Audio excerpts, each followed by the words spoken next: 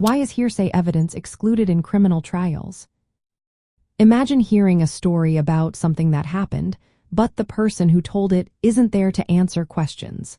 That's what hearsay is in court. It's when someone tries to prove what another person said outside of court to show what they believe is true. But why do courts often refuse to accept this kind of evidence? Let's find out.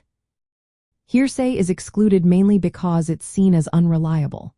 When someone makes a statement outside of court, there's no chance to ask them questions or see if they are telling the truth.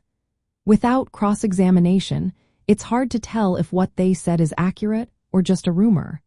Courts want evidence that can be tested and verified, so they prefer witnesses who are present and can be questioned directly. Another reason is fairness. In a criminal trial, the goal is to find out the truth and make sure the defendant gets a fair chance. If hearsay were allowed, the jury might hear secondhand stories that can be mistaken, misunderstood, or even false. This could lead to wrongful convictions. The defendant has the right to challenge witnesses and their statements, but hearsay skips that step. The rules of evidence, like Rule 801 and Rule 800 from the Federal Rules of Evidence, clearly state that hearsay is generally not allowed unless it fits into certain exceptions. These exceptions include cases where the statement is made in a situation that makes it trustworthy, like an excited outburst or a medical emergency. These rules help keep the evidence fair and reliable. In practice, prosecutors have to find witnesses who saw or heard what happened firsthand.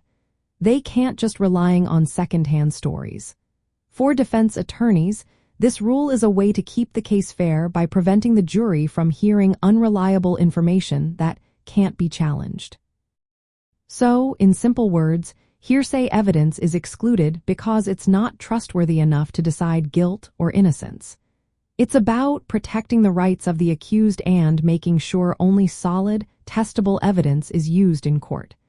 This keeps the process fair for everyone involved.